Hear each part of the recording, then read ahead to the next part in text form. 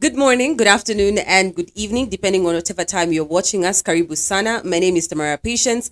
And of course, you know what time it is. We are talking about matters governance, matters politics. What is happening in our country, Kenya? What is happening in Africa? Is it beneficial to you? How much money has been spent so far? And of course, today I'm joined in studio by a great guest, that is governance consult Charles Munyui. So I'm just going to let him introduce himself first, Vizuri, again, before we get into the agenda of the day. Karibu Sana. Thank you very much. How are you doing? Fantastic. All right. Charles Munyui is my name. Like he has rightfully said, I'm a governance consultant.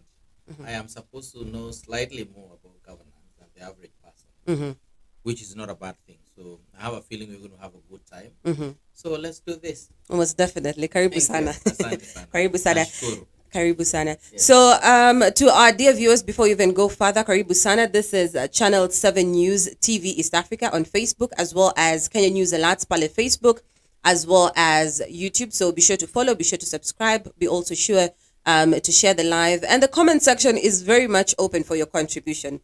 So, Karibu Sana once again. Now, a lot has been happening in the past 1 week or month in Kenya specifically. We have seen from the formation of the National Dialogue team. Yes. We have also seen the back and forth between between the Kenya Kwanza leader as well as the Azimia la Umoja leader. And we have also seen that 5 things have come up in terms of what is going to be talked about so that we can retain or bring back sanity in Kenya. Now, we are going to have Charles kindly explain to the people. We have 5 prioritizations of the stocks, you know. Na kuna watu hawaelewi, they only know maneno ya IBC and the story of livelihood, you know. Cost of living. Yes, the cost of living, yeah. So we have 5 things that were actually put out, 4 things to be specific, that were actually put out and by the 2 teams that they are going to talk about. Now, the first thing, of course, was the reconstitution of the Independent Electoral and Boundaries Commission, as well as the audit of the 2022 general elections. Now, my question to you first is, what's your take on that, and what's your take on it being put as number 1 in the priority list? I think it's rightful, but with a disclaimer.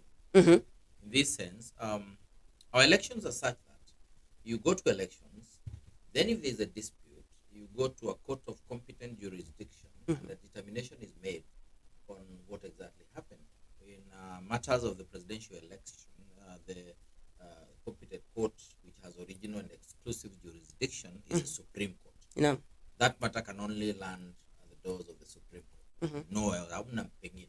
Itaenda to Supreme Court, iangaliwe. Within 2 weeks, they make a determination on whether elections were conducted properly. To the extent that, because they can only do 2 things. They can order for repeat elections, or they can order for a runoff. Yeah, of course, they can order that the person who is declared by IBC actually did win. So there are 3 things. So in this case, they declared that William Ruto had won the election. And that is the only court we have at that level that can make that decision. And it was based on evidence and, of course, and facts and all those things. Those are things that were there. So my take is, if you look at the judgment of the court, they talked about IBC and the reforms that need to happen with IBC. They even talked about the conflict when it comes to the returning officer of presidential elections, who is the chairman of IBC, and the other administrative role that he has to play in IBC, because there seems to be people saying he announced without allowing us to do this, because he's not only the chairman of IBC, means when decisions are being made, policy, who has the exclusive right to announce the results, declare and announce the results, announce and declare the results. Announcing means you say this one has gotten so many votes. Declaring means this was the one who won, this was number 2, this was number 3. So I think we got there. But IBC also talked about a lot of other things that needs to happen or rather the Supreme Court talked about a lot of other things that need to happen, including ensuring that the forms that we are talking about, the form 34C, 34 this one, 34 the other one, the transmission of the one and everything else around it is clear. including telling Parliament, especially, can you change for us the period it takes for us to make a determination on these matters of presidential election? Every time it comes here, 2 weeks is too little. And you've seen guys going to court with loads and loads of documents, which needs to be looked at for a decision to be arrived at. And the easiest way to play games is to bring, of course, lorries full of documents, because the court somehow must look at that because you presented it. So they also talked about many other things that needed to be looked at in terms of how to handle elections, in terms of even the deep, small little things. And they said, if you do some of these things, you will find that you'll perform better. So those recommendations are out there, and they need to be implemented, not just by this team that has come up, but by even Parliament, as it were. Now, fast forward to now the discussions. Of course, there was a dispute, and this is where now we talk about the whole issue of the servers, the audit, this, the other one. Let us appreciate one thing. The only IBC is the commissioners and the secretariat. Some of these decisions cannot be made by the secretariat.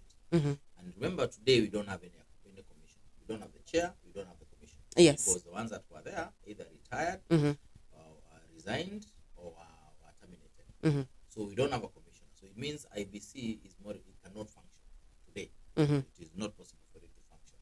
Other than opening doors and doing basic things, cleaning up and everything, they cannot do anything that relates to policy decisions. It will not happen. Secondly, so for IBC to be there, there needs to be a selection panel. Which selection panel is supposed to be constituted by the president, but of course he picks members from, say for example, LSK, one person, Public Service Commission, Parliamentary Service Commission, representative of religious organizations. Then that becomes a panel which he appoints, and that panel now starts interviewing, advertising for these positions, interviewing, and then we are ultimately announcing these are the people you have selected. So can the president settle on who becomes the chair, who becomes the commissioner? Because when you're applying, you apply for the chair position, you apply for the commissioner position. So again, without the panel, you cannot have commissioners. So what happened, and this William Ruto did rightfully, like I have said, the role of identifying the panelists or nominating them and appointing them is the president. So he did appoint a panel. But there was a dispute because the Right Honorable Raila Odinga said, no, this whole process needs to be stopped. We first reconstitute. So we are not reconstituting IEBC per se. We are reconstituting the selection panel. Okay. So it's a selection panel that we're giving ourselves because there was a dispute as to the membership. Because currently we have a selection panel that was actually did start some work. It applied. I think at some point they advertised. So what is going to be reconstituted is the selection panel that, and I believe now that the talks are at this level, seems it's agreed that will be reconstituted somehow. Now, the reason as to why it is back to Parliament is because there is nothing with the force of law that can happen in this country if it's not by Parliament. So it's Parliament that will now make it possible for all these things to happen, including reconstituting this particular panel. A few things will be changed here and there so that happens. So we'll have that happening. And I think these are key lessons, because if you look at how we have always managed our elections, it seems like you feel all the people who are vying for the presidency would want to have some reasonable control over the commissioners. You need to have a few commissioners, or one or two on your side, or all of them, as the case might be. And I think that thinking is personally what I feel should change. And it's informed by experience. For example, William Ruto, the last election, I don't think he was controlling any commissioners. I don't think he had any commissioner on his side, including the chair, because if you remember, the chair at some point vied on an ODM ticket. So, but he managed to win, and he was declared the winner by the same commission, the chairman, if you like, who is the returning officer, like we said, of the presidential election. He said this is the guy who won.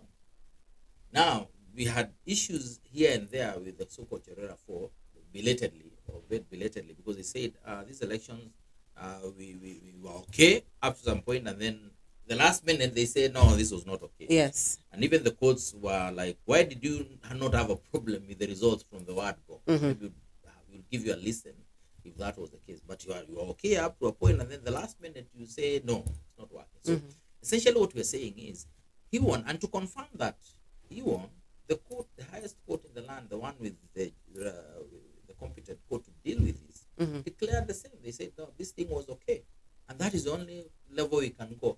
So I think this over focusing on who becomes a commissioner is wasting us. And I wish we can go the direction of maybe looking at the kind of technology to deploy to remove the aspect of human bias from our elections. Yeah, we have a platform called M-Pesa in this country. If you send my brother here M-Pesa, or the guy who comes here for your show called Kasipul, if you send him 20,000 shillings, if it was not meant for him, it was meant for some Kimbi guy, you will know. You have sent to Kimbi, not Kasipul, and you will reverse it. And even if the money is not reversed, because Kimbi has used it or Kasipul has used it, whatever the case might be, then you'll go to the police station and report, because you'll have known there was an error somewhere. So I don't understand why we cannot deploy technology to ensure that our elections, even when they are getting stolen, even when things are not working, we can tell, courtesy of the technology deployed, that things are not working the way they should be. But we want to control commissioners so that at the end of the day we can say this was our commissioner, the other one was not our commissioner. And I think to me that becomes a tricky aspect. Cost of living is also something issue-wishy. I thought the party that wins and forms government is supposed to serve the people. They have a manifesto. Which manifesto they need to deploy to make right everything that the people who voted for them thought were wrong, including the cost of living. So I thought it was the responsibility on that particular one to decide, do we give subsidies, for example, at the supermarket, so that when you walk in, we have given the owner of the supermarket some money to make the unga cheaper, or do we make the decision to pay the farm, to give the farmer seeds for free and fertilizer that is subsidized, so that the produce is cheaper by the time it's going to the miller and the product hits the supermarket, is cheap. So that is a policy decision based on the manifesto of the respective party that won, or coalition of parties. So I thought that should be the responsibility of the president. What the opposition should do is push the CEO of the country to ensure those things happen. So to me, there are things that will work, there are things will not work. It is good to make NGCDF, or National Government Constituencies Development Fund, a constitutional fund. Very good. It is good to bring in the office of the official opposition leader and fund it, so that they have also the ability and capacity to check government. But the cost of living, I'm not really sure. The aspect of reconstituting IEBC, I have a feeling 3-4 years we'll still be back wondering what to do with IEBC unless we deploy the right technology to the same system. Now, when we still talk about, I can take you back to the first point, because the opposition side said that wameshinda wakilia ya kwamba they want the service to be open. You know, if the servers are actually open, do you feel like there will be probably a change or a difference in the results that were announced? Again, I think the court dealt with the issue of the servers. And remember, we are a country that respects the rule of law. And there was a discussion. Remember, we have a law on a data protection law, on how far we can go. And even the court guided on, now in future, how much access there should be, so that there is no interference. I'll even share the judgment with you, so that you can see what exactly the court said. Now, importantly, many Kenyans, I want to believe almost 70%, have no idea what these servers are. Most definitely, if you take it to their homes and open it and serve it on the table, they will not understand what you want them to do with the servers. And I think that's the point. And I think that's why the court maybe needed more time to dispense with some of these things. Because first and foremost, like we said, in the event we decide the server should be open, who will make that decision? Remember, this everything that is with IEBC belongs to the IEBC. And the I in IEBC is independent. Yes. So there is no way any other organ or any other arm of government can order IEBC on what to do. It must be a policy decision or a court order that says, now you need to do ABCD. And I think we need to be realistic about how we go about this thing. exactly happens? Which commission? So if these talks are going to happen, will the talks tell us now we need to put together the commissioners, and then you tell the commissioners what to do? Will you instruct them on opening the servers? Remember, again, that is a policy decision. It's not a decision that can just be made in the street. It has to be made by the commissioners themselves. The commissioners are not there. So if they come, will they go with a booklet on the things that they need to do or not do? Or will you respect the eye in independence in IEBC so that you allow them to do whatever it is that they need to do? I think, to me, the audit of elections cannot be about opening servers purely. It could be about a lot of other things, including the things we have discussed in us ourselves. What needs to happen when it comes to litigating against an election that you thought was flawed? Is that time sufficient? How do we go about this? If we can put together that, what is the role of the chairman of IEBC vis-a-vis his being the returning officer of the presidential election? What is the role of the other commissioners, for example? What needs to happen? I don't understand. Look at our materials, election materials, very expensively procured. All over the world, we move to this country, the other country, the smallest country in the world, Venezuela. There are guys carrying, I don't know, handbags of documents, walking in, walking out. Yet we are printing money next door here on Thika Road. And I don't think you ever walked in there and collected a few coins simply because we are, or notes because we are printing money. We can manage our elections. We can even manage those, the paperwork, the ballots and all those things. It's only that we somehow want to make our elections extremely expensive. We must ask ourselves, does it lie if it gets quote unquote stolen? Or you feel unhappy whether we print the ballots in Kuala Lumpur, Malaysia, or we print them in mass? Should we not really deal with this thing differently? Maybe ask ourselves, how come the De La Rue farm has printed money, and I can't remember anybody telling us that money has been lost there and it's in circulation? I think we need to relook at these things, and that whole aspect of audit, it needs meat. We need to know what exactly needs to be audited. Is it process or is it the servers?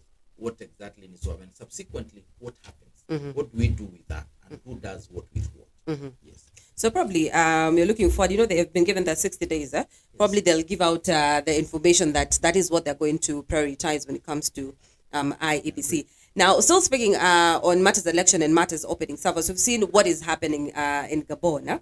And the opposition leader, that is Raila Odinga, made some remarks earlier on. I'm just going to request our producer to play that video, and then we'll be right back to chambua it a little bit.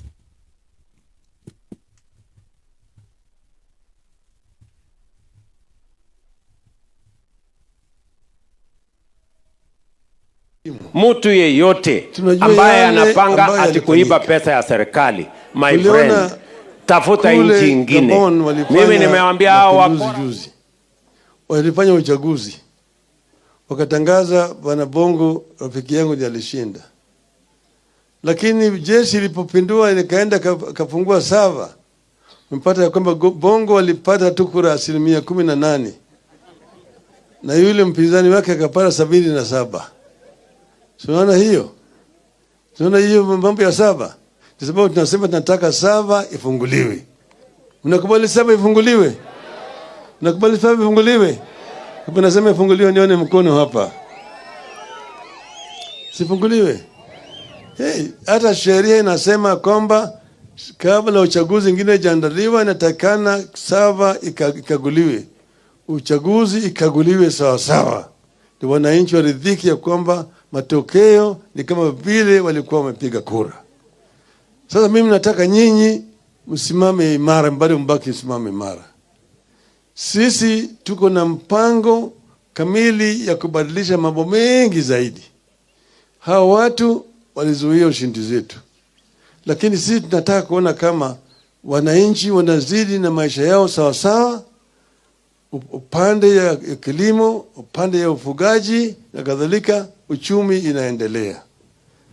Yale ambayo sisi tunafanya ili tuweze kuboresha hali ya maisha ya watu wetu.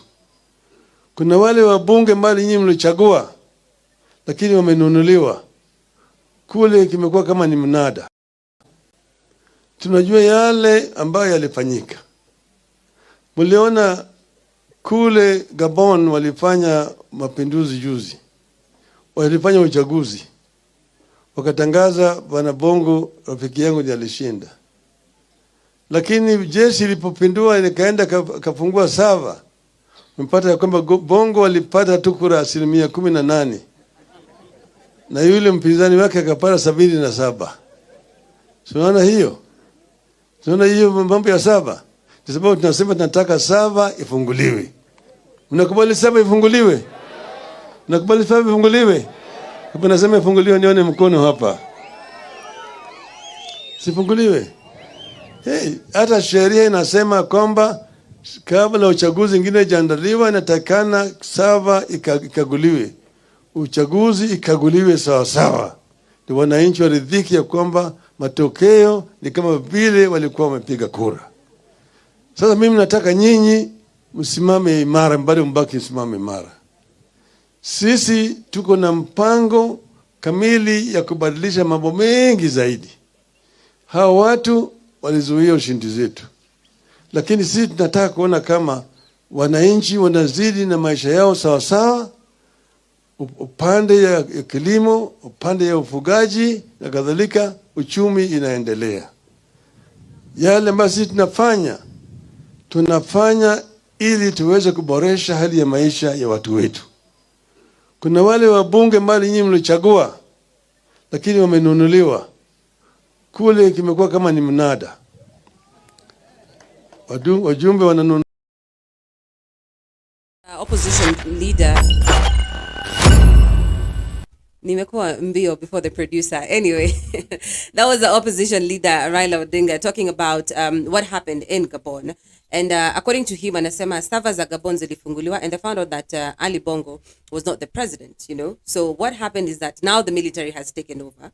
And they also have the question of, are they going to announce whoever was supposed to be the winner as the winner? Now, if the same, do you think the same could happen in Kenya?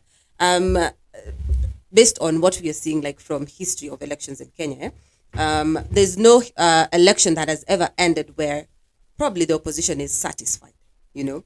Waona vipi, like, for example, just foreseeing the future, do you feel like there might be a point where if the servers are opened, or if the servers have to be opened, there has to be a different kind of force that comes in. The opposition waridhike, number one, and number two, to ensure that even in future we have credible elections. Well, interesting. It is strange that you expect the people who have overthrown the government to open, quote unquote, the so-called servers and declare the guy they have ousted as the one who actually won. I think war is won 90% through propaganda, if you ask me. So even if he was one who won and they discovered after the fact that actually the guy we have overthrown is the one who won, do you think they would have come out and said, we are the Jeshi, we apologize, so sorry, we should not have overthrown you, take back your throne and, you know, lead us? Most definitely no. No, so I think it is to expect too much to believe that the people who have overthrown you as a government are going to give you very nice stories. They are going to give very nice stories about you. And Gabon, Kenya is not Gabon. I think let's go there.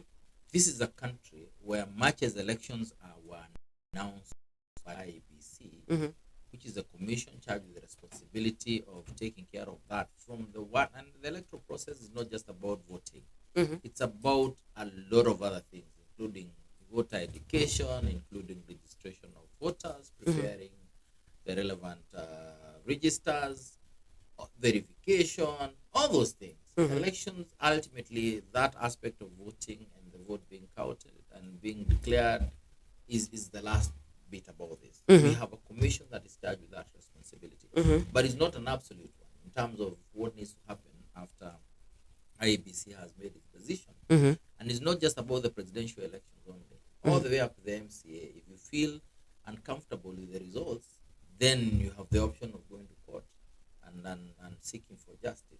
And that did happen. Yeah. So, and we have a court that made a decision, a determination that whatever IBC had said was the correct position. And then this is a court that the same court, maybe a few different players, a few short years earlier had declared the then election as having been unsatisfactory, if you remember, and we went back to the ballot. So this court, we can say to some extent, has been consistent, because it's not about the individual, it's about a court that we have put in as an institution. And if you read our constitution properly, Article 1 is very clear that all sovereign authority, nguvu zote za katiba ni za Wakenya. Nguvu zile zinaweza kuwa za kuandika sheria, nguvu za kufanyisha sheria kazi ama executive, ama nguvu za kuamua mambo ambayo yako na uhasama ama dispute resolution, in terms of the aspect of making decisions when there is a dispute. Judicial power, that power belongs to the people, which power the people can use directly or use through their properly elected representatives.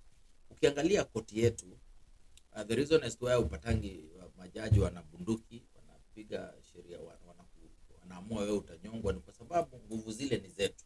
Tumwambia nikikosea nije hapa, kama nimekosea niambie nimekosea. Naam. Na unaamua wewe kama koti na nimekupatia nguvu zao za kufanya ile kazi, it's vested there, utaniamulia nitafanya nini. So that is the country we have, that where we have given power to that court, or so-called Supreme Court. And I told the court, you are the only ones who can make the decision. So waliamua this time round, much as they had made a completely different decision a few years ago. And most of those players are there. Smoking Wanjala was in that other court. That there was in the other bench that made the decision. Jokinto was there. And I think there are quite a number of judges that are still there. Even the Deputy Chief Justice was there. So we are saying, but this time they made a certain decision on the same process and say this one, no, this one is okay. IBC has issues, we admit, and there are issues of this nature that needs to be looked at. But in terms of the is that those issues sufficient to have us annul this election? No, but you need to improve in these areas, including directly as IBC, through parliament, through policy decisions. A lot of things need to happen. So I think we cannot compare Kenya and Gabon, if you ask me, because we have a court that made the same exact decision. Maybe if that matter had gone to a Gabon court, and if they respect the courts as we do there, maybe the decision would be different. Would have insisted the guy you ousted won.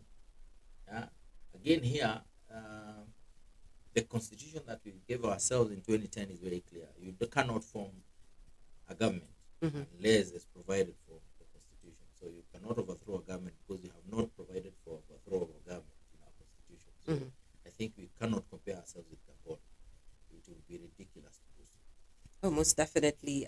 Those are his sentiments, and you've talked. But unajua, you know, we live in a wonderful and very weird world. Can I tell you something? I voted for Raila.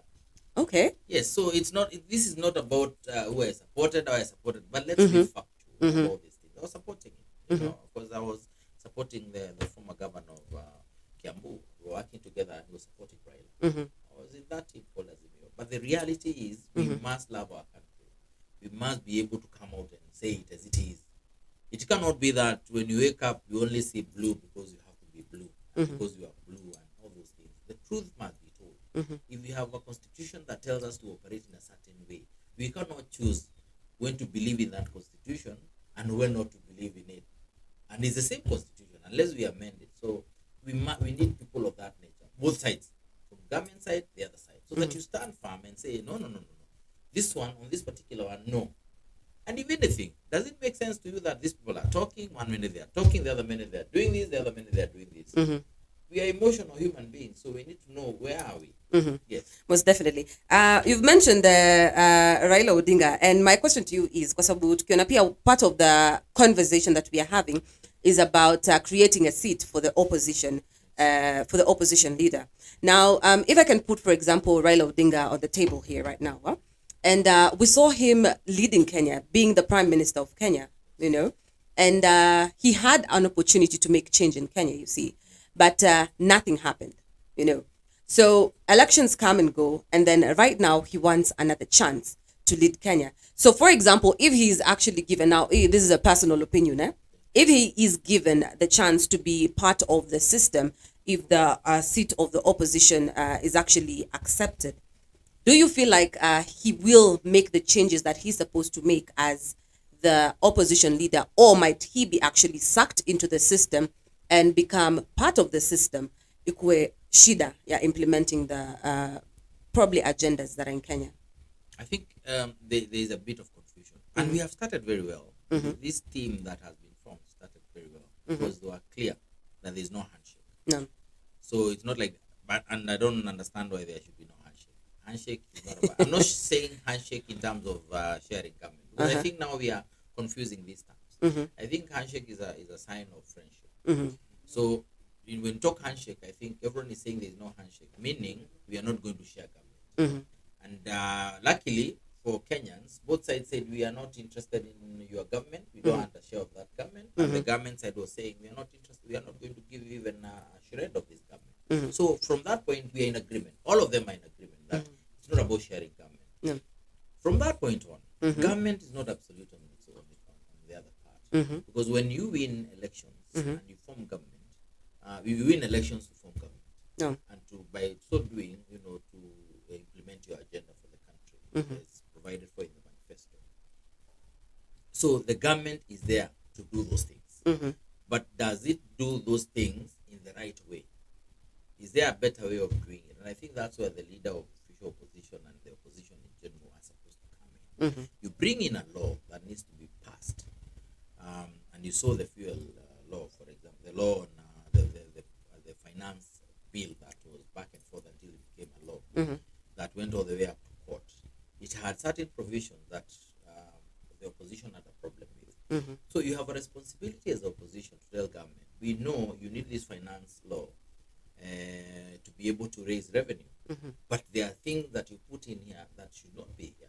It is not about working with the government. It's about helping the government do things the right way, by way of correcting them when you think they are becoming errors. If it's about some policy decisions, come up with this policy decision on NHIF, on all those things, then the opposition can raise questions. Because technically what is supposed to happen, it's not just about the individual called the official leader of opposition. It's an office. Which office by extension should have even maybe shadow cabinet ministers. You should have a minister for education, for example. Minister for interior, shadow. Minister for maybe health.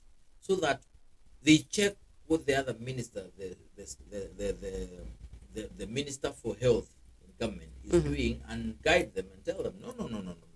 We have seen you are reforming KEMSA, but tenders are still going to cartels. And this is the problem. The problem is before you submit your tender document, you are required to submit, maybe for example, I'm just giving an example, you are required to submit a manufacturer's certificate. The Chinese guys in China are not giving manufacturer's certificate because the cartels are controlling them. Yeah, so you'll not tender. It means the same cartels that have been supplying KEMSA for ages are the same ones who will supply. But you can change this and say the person supplying who has won the tender should bring a certificate of manufacturer certificate, because the Chinese would want you to pay for it, for the goods, before they give you the certificate. These are the things we are saying when you have an opposition that is serving na inajua kazi yake na wamepewa nguvu za kisheria na pia na hela za kufanya ile kazi. Watafanya ile kazi na wataisaidia serikali, na Wakenya ndio watakuwa wanasaidika. Sababu Mkenya pia asifurahishwe tu na serikali ati peke yake inafanya ile kazi peke yake. Ati ukiamua leo tunaamka leo watu waambiwe leo twende hivi, tunaenda hivi. Kesho twende hivi, because government can also do things that you're not comfortable with. So kukuwa na mtu ambaye hakuna nguvu za kisheria, hata atatoka utapata kazi inafanyika kwa Wakenya. Kwa sababu unajua usipofanya ile kazi, kuna mtu atamka kesho aseme nimeandikia Raila barua. Hata huko ndani utapata vitu zinafanyika, mtu anaandikia tu office of the official opposition barua, vile wanaandikianga auditor general, wanaandikia DCI, wanareport, wanasema hapa kuendi vizuri, tuangalieni haya mambo. Kesho unapata kuna wabunge wa upinzani, utapata bunge wampeleka mambo, anasema kule kunafanyika hivi. Mambo za passport kunafanyika hivi. Kuna mtu anaitwa Njoroge, kuna mtu anaitwa Kaspul, kuna mtu anaitwa hivi, anafanya hili kazi hivi. Serikali itashindwa, yule mtu ujumbe umefika wa Kenya wote wamejua kuna shida. So what is going on? So we are saying the office of official opposition is not an office of government. It is exactly that, opposition office that is legally recognized in law, that should discharge its mandate because it's serving Kenyans na inatumia pesa za raia kufanya ile kazi. I think we'll have a better country that way. Okay, but from your statement and from your explanation, it sort of feels like having two governments ruling Kenya, because the opposition for the longest time has been battling to get leadership, like 100% leadership of the country, right? And we also have the majority side, which actually now has control over Kenya, Won't having this seat be like having two, it's like having two husbands in one house, trying to take charge of the nation. And slowly by slowly, we know that we have seen people who get into power, for example, and become like dissolved in the system. You had gone to fight for the rights of the people, but now you become the person who is oppressing the people. So if, for example, yes, they accept we're going to have the office of the Official position. yes, official opposition. So kunaweza kuwa na some probably limitations to how they operate. I think the reason as to why it's coming as a provision in law, it's going to be a constitutional issue. The lazima katiba tushughulikie iweke kipengele ambacho italeta hiyo ofisi ya mkubwa wa upinzani. Now, I have a feeling they will avoid doing things that will require us to go to a referendum, including maybe interfering with the operations of parliament. Because if you do that, for example, want to nominate Raila as an MP, that might become a problem. And incidentally, this is not a seat for Raila. Even in future, this seat will be there. So the person maybe who becomes number 2, I don't know how they will come up with a bill to create this position. No. But bottom line, this is not a seat for Raila Odinga. But for this particular occasion, I have a feeling the law that will come up will be applied retrospectively. Meaning, we'll go back to the elections that were there. The person who was number 2 will become the person that we are giving this position to run with. Now, my take is this. Remember, Raila had 6 million people. Yeah, as per IBC. No. Remember, we are a country that believes in democracy, where the majority have their way, but the minority have their say. You are governing, even as a president, on behalf of all Kenyans, not the opposition side or the other side. There is something they believed in. There is something they know. There are things that they need to be served with. So, when it comes to this opposition, of official position, is not a position in government. It's not a position to support government per se. It is a position to help government, or rather the administration, run its affairs in a better way than it would if there were no checks and balances. Remember, the parliament we have, you walk in there, you become a member of parliament. Yeah, much as that's why there is a minority, not opposition. No. There is a minority leader and a majority leader. No. Because if you go to parliament, you'll find decisions that they arrive at collectively and they say, this is good, they pass. No. Yeah? And nobody tells you how to go about it. Maybe your party could try to interfere, but you're there as a member of parliament to pass bills that you feel comfortable with to help your country and to help your constituency, as it were. So we don't have that aspect. The system we have does not play out properly in terms of who is in the opposition, who is on the other side. But now, with an office that raises these substantive issues and hands them to Kenyans. Remember, even if you're in government and you're serving as government, there are issues that even the person who voted for you will come out and say, "Apana, hii sijafurahi." I'll give you an example. Even when we're discussing the finance bill, first and foremost, the government was unable to market it. So the average Kenyan, including the supporters of Kenya Kwanza, almost felt like there are many that assume that it is William Ruto who came up with the finance bill. It was not there before. Yeah. Nobody will tell you that the finance bill has always been there. Every year there must be a finance bill. So in fact, going to court for litigation, and I'm sorry to say this, is almost a waste of time. Because next year there'll be a finance bill 2024. Yeah. So even if this matter is being determined right now, it might not help a lot. Yeah. So that's why the application being successful made a lot of people very excited, as opposed to the substantive petition.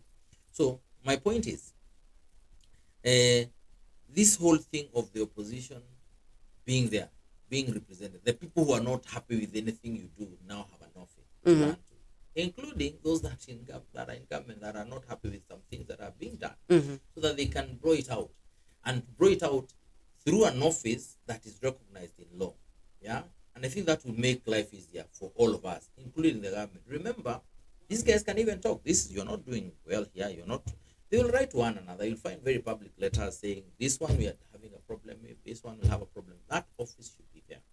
Number two, it is actually William Ruto's government from the onset that suggested the amendments they're going to have, and one of the amendments was creation of that particular office. It's not the other way around. It's not the claimer that has created that seat. It's actually William Ruto that said, among the decisions we have made in terms of the amendments we're going to take to Parliament is to amend the Constitution to create the position of Prime Minister, or rather Chief, I don't know, Prime Cabinet Secretary, yeah, and that of official leader of opposition. Yeah, and of course, make NGCDF, National Government Constituency Development Fund, as a constitutional fund. Those were some of the things they said.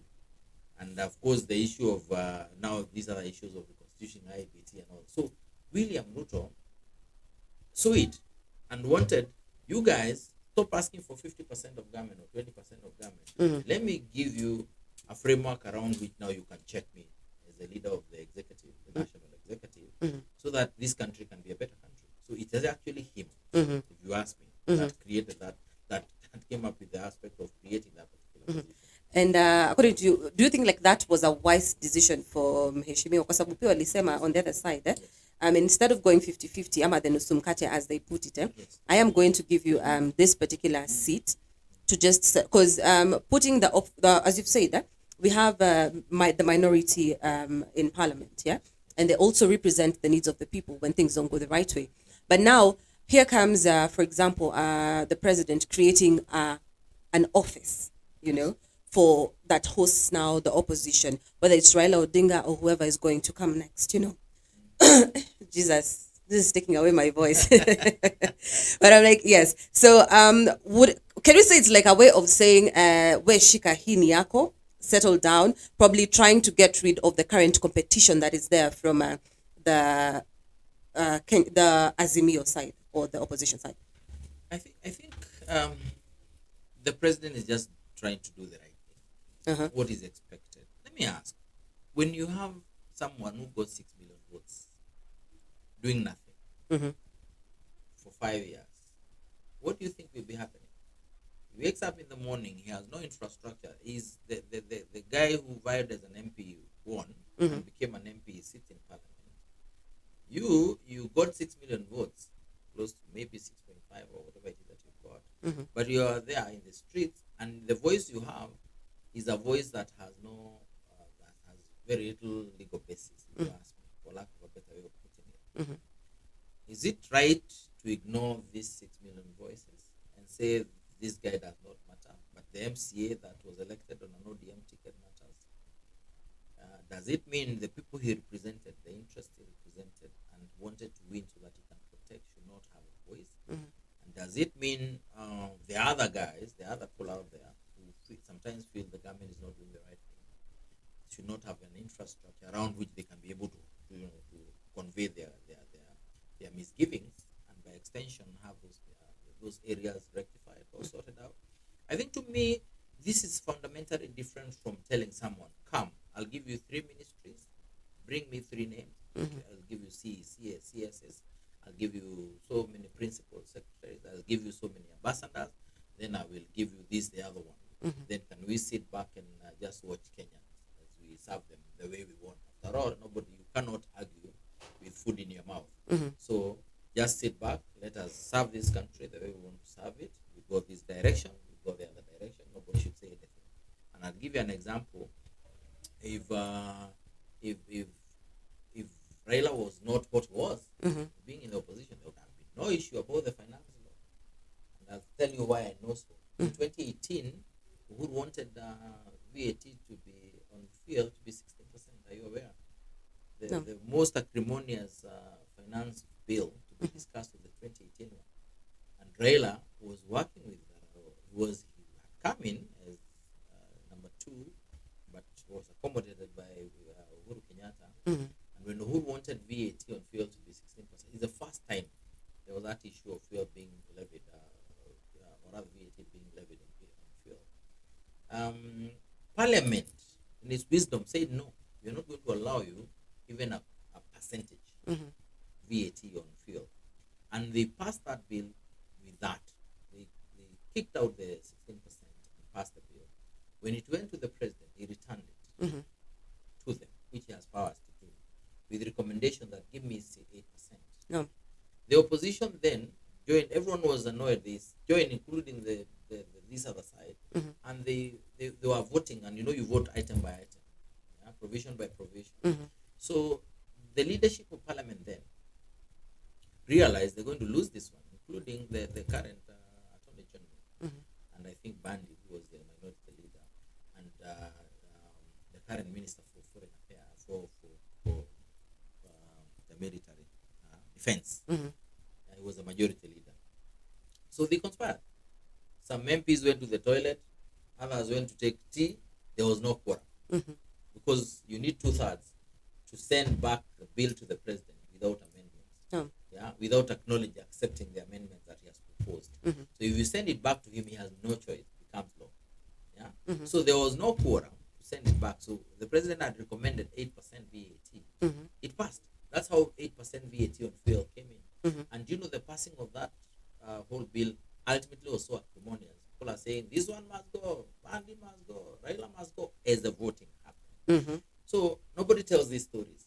So the thing is, it is possible, much as you think they are working against one another, for them to conspire. That time, Raila was the leader of opposition, but he was working with Uhuru, and he was the first person to congratulate Parliament on passing 8% fuel levy. And I would like, when we are done here, you get those videos, play them out for the viewers so that they can see this is politics. This is politics. We would rather have that official position of opposition so that you know why you come number 2. It's been determined as such by the courts. Then you become official leader of opposition for 5 years. Show us alternative governance, and then seek the other seat, as opposed to being kicked out and staying in the cold to the extent that you would like to be accommodated somehow, and you end up being accommodated alone, as opposed to now working with the aspirations and the plans that the people who voted for you had.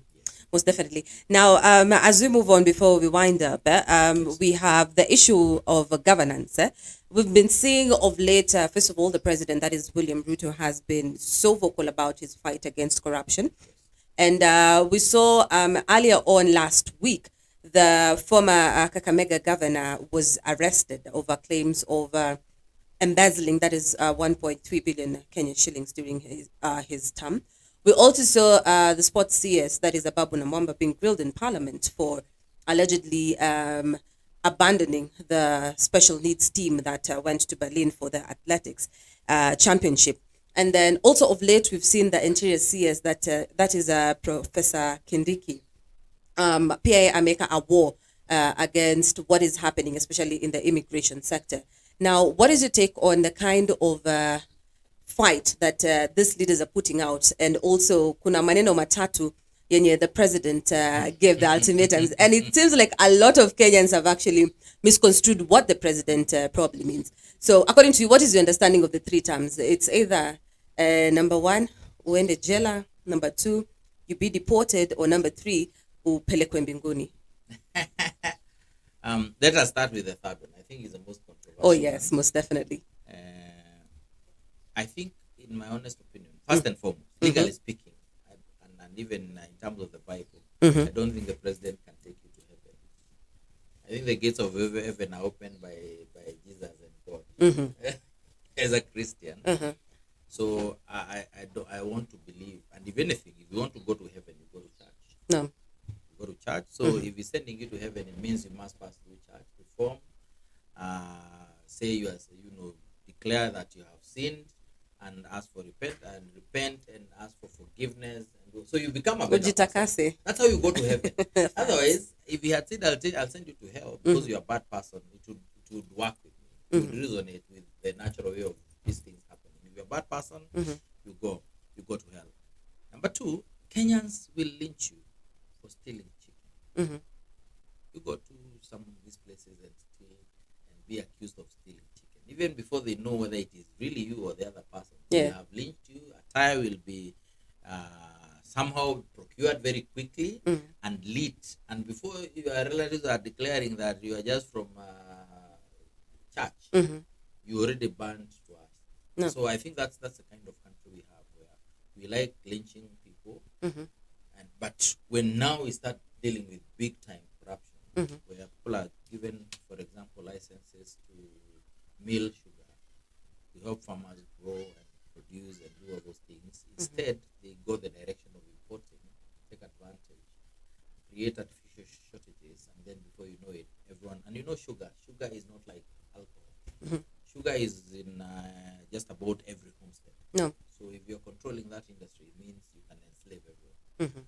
Yeah. So and if you remember, it's not just sugar.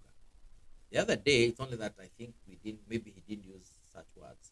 He was in Central and he was talking about tea and coffee and milk and all these other produce, that where farmers get nothing. The prices to the consumers are still very high. And you cannot understand how the consumers are paying extremely high prices, but the farmer is getting nothing. So it means there's someone in between who's playing funny games. The reality is those things are there. Without now overlooking too much because the LSK is doing its bit, it's making noise about the kind of language that sounds extrajudicial. So let us not go there. Let us analyze. What about the real culprits? The cartels that are there. The cartels that you speak any other language, you tell them, you take them to court. Genuinely, they'll go to court and get themselves out of there. These are people who sponsor judges.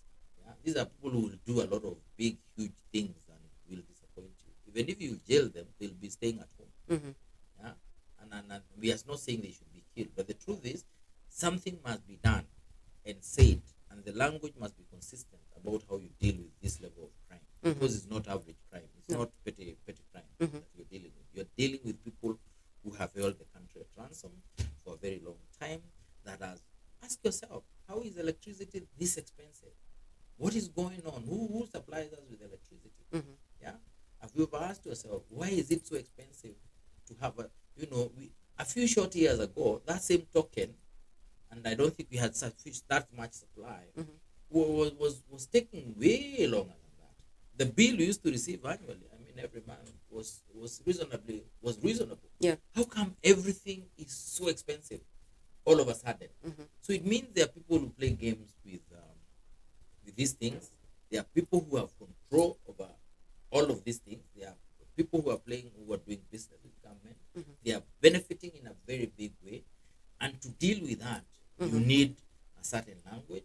And I don't think, the last time I saw him talk about the same story, he repeated it and he was laughing himself to bed, because to him it was also hilarious. Oh yes. So I think let us stop overburdening ourselves with that aspect and focus on what message should we have in terms of these rogue business people, rogue so-called investors that have made life miserable for Kenyans, that have can steal medicine or money meant for medicine, can steal money meant for equipment that sorts out your cancer situation, that can steal anything, yeah, that will do anything as long as their tummies are full. So I think that's the conversation we are supposed to have, so that moving forward, and you remember subsequently talked about judges and magistrates. He said the judiciary is also complicit in a way, because you'll find someone, and I'll give you an example. If you have people who make illicit brew in Mount Kenya region and other places, you arrest them, they're taken to court. By the time you are getting back to your place of work, if you're a police person, that guy has passed with his big car, he's going back to business because he's already been released on a cash bail of 20,000 shillings. And he had, he had so many drums of this illicit stuff. So you go arrest him, take him back there. Again, he's released. Yeah? And much as we know it's the rule of law, but we need to ask ourselves, bail terms and bond terms are the just, that is the leeway that is given to magistrates and judges. Why don't you decide you are a repeat offender? I will put you in, your matter is coming up 2 months from now, I'll put you in remand for 2 months. And you have that discretion. So why are you not doing it? It means there's a possibility you're working with someone, because you also need a few of these. So it's not just about the thugs. It is about the whole system that we need to clean. No. And we also need to talk to people. We need to talk to our Kenyans so that they can understand how evil corruption is. Because I think if they understand how evil corruption is, and most of these problems they're having is because of the corruption that has been, there consistently for as long as we can remember.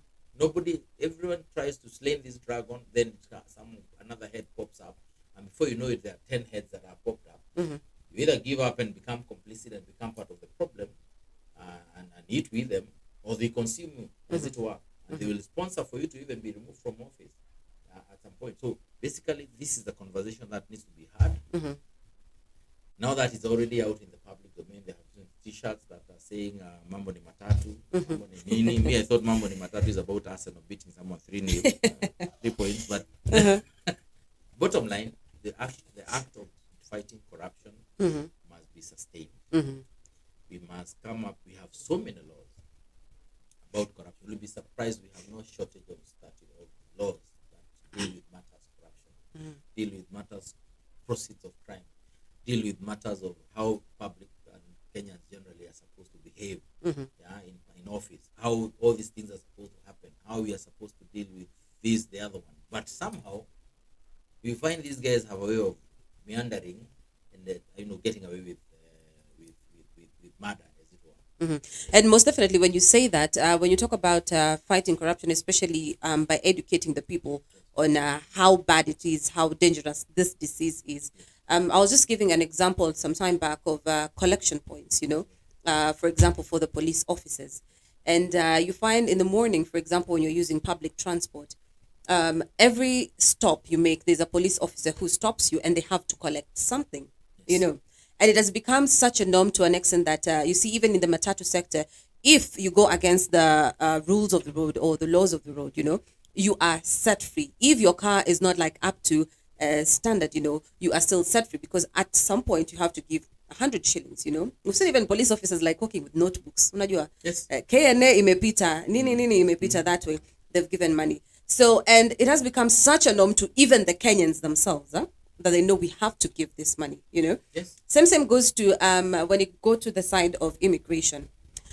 If you scroll, for example, through social media, TikTok, let's say, the trending issue for the past 2 months has been the passport issue, And people are, yani ile uhuru wa Kenya, someone just advertises there, if you need a passport, come with this and this amount of money. It has become like a means of survival in Kenya, So aside from cleaning the judicial system, tuseme tu kuanzia hapo, na pia leaders wetu, let's not forget them, because remember there's in 2018 the list that came about the most corrupt Kenyans. We had Mheshimiwa Rais in that list. We had the opposition leader in that list. We had the likes of waiguru also in that list, just to mention a few.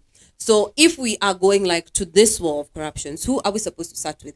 Is it our system? Is it the investors? Is it the people themselves? And how can possibly we go about it by your suggestion?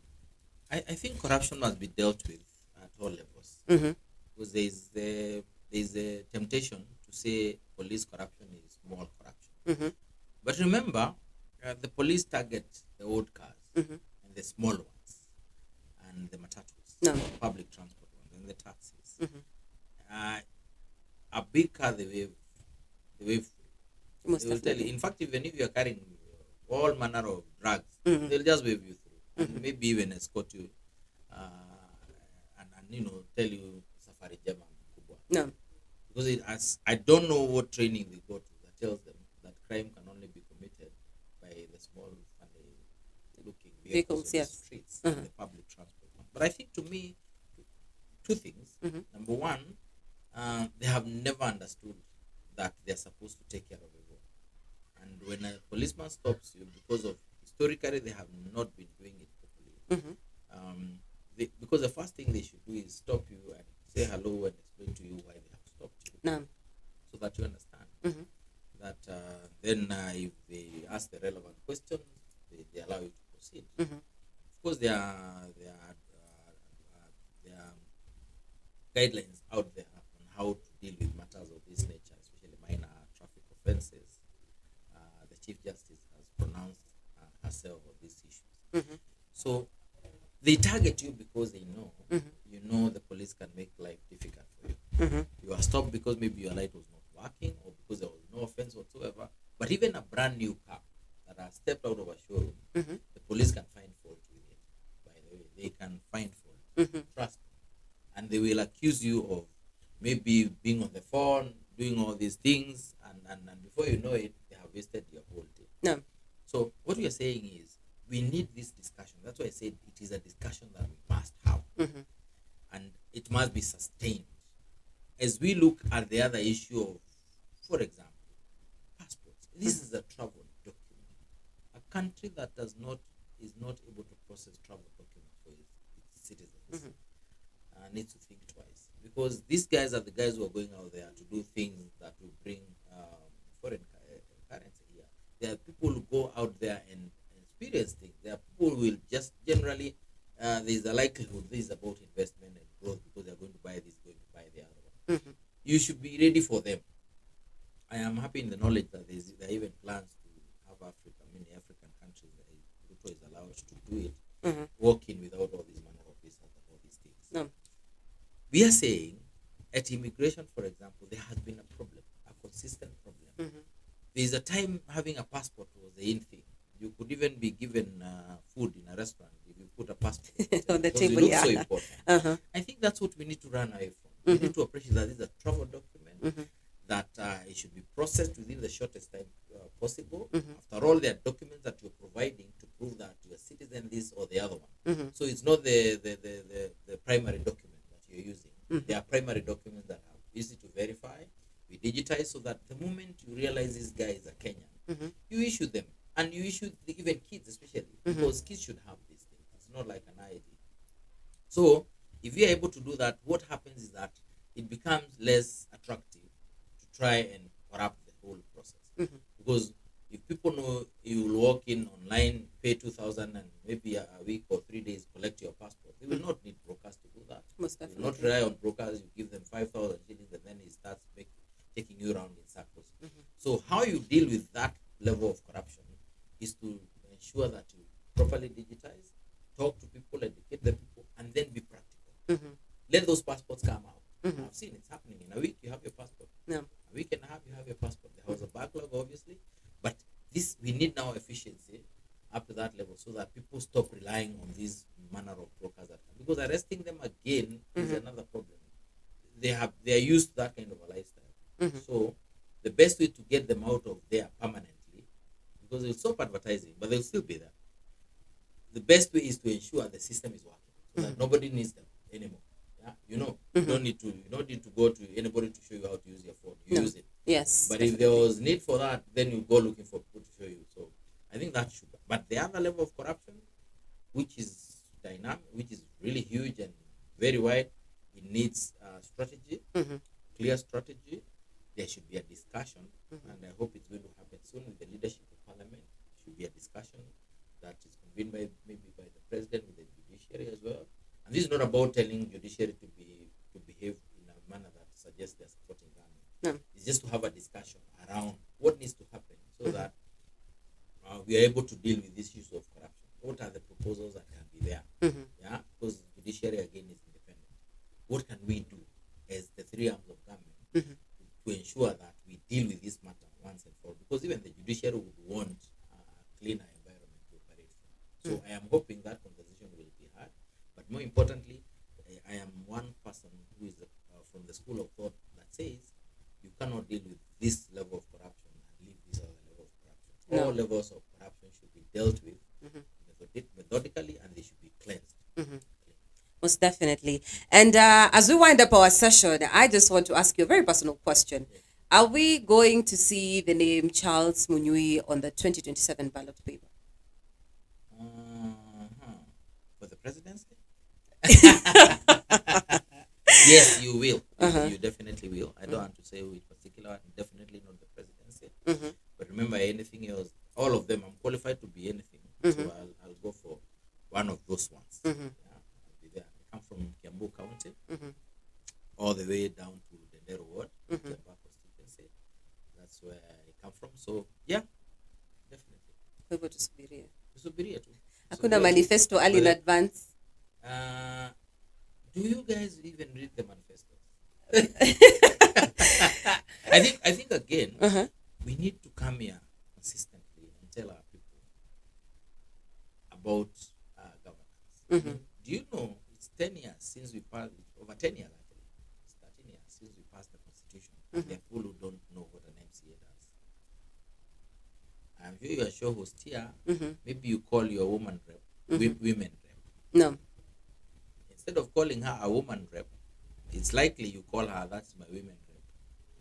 Yeah, because you believe she's there to represent women. Yeah, that's what most people So there are people, think, there are yes. senators that you'll invite to this show, and they'll call themselves senators and say that one is an MP because he's a member of the National Assembly. Yet we have Parliament, which has two houses, Senate and National Assembly. So senators are also MPs. Women reps are also MPs because they're members of the National Assembly. But there is a senator out there who believes he's not an MP, he's a senator. So can you imagine that is now where we are? We are saying we need to have a conversation so that by the time we are going to the next election, people need to know some of these things. So that is the only way you can be able to ask the bigger questions. How you're being governed, what is going on, what is the role of an MCA? And we should discuss the devolution conference that was there the other day. The MCA had no role whatsoever. Theirs was to be told, stand up, PCU. They stood, the whole hall was about MCAs. They were packed to the brim, but they had no opportunity to speak. Yet, if you read the constitution in Article 176 about the county government, each of the 47 counties will have a government that has a county assembly and a county executive. So you cannot talk about devolution without talking about the county assembly, which is part of the government of the county. No. But when it comes to a devolution conference that is supposed to tell us how we have performed in the last 10 years and moving forward, what needs to happen, the MCA who passes your plans, integrated development plans, spatial plans, sector plans, the one who passes your budget, the one who approves your county executive committee members, the chief officers, the one who basically can fire you if they decided to, if you're not performing, if you're doing things that contrary to what the constitution says, has no role to play in that conference. So those are the things we are saying, the dynamics of the conversation we should have, so that we wake up the reality of a devolved system of government, wake up to the expectations on the parts of Kenyans in terms of even the so-called public participation that is mythical, if you ask me, and so that Kenyans can understand some of these things. And I think if we impart that kind of information on them, you'll find a better, parliament, a better executive in 2027, and even a better county assembly across the country. And most definitely, we are looking forward to that. So thank you so much, Mr. Charles, for gracing us today. And of course, we're looking forward to having you more often so that at wananchi to be able to understand these things, especially matters governance, since that is your expertise. If I'm not wrong now. All right. So thank you so much to our viewers as well for tuning in. Karibu sana once again. Be sure to subscribe to our channel. Be sure to like. Be also sure to share and leave your comments on the comment section. It is very open. If you have any question, please put it over there. And when we have Mr. Charles next time, most definitely we will direct that question to him. So once again, graceful day ahead. We have been in studio with governance consult Charles Munyui, and my name is Tamara Patience, and we'll see you again next time. Be safe, love, peace, and unity.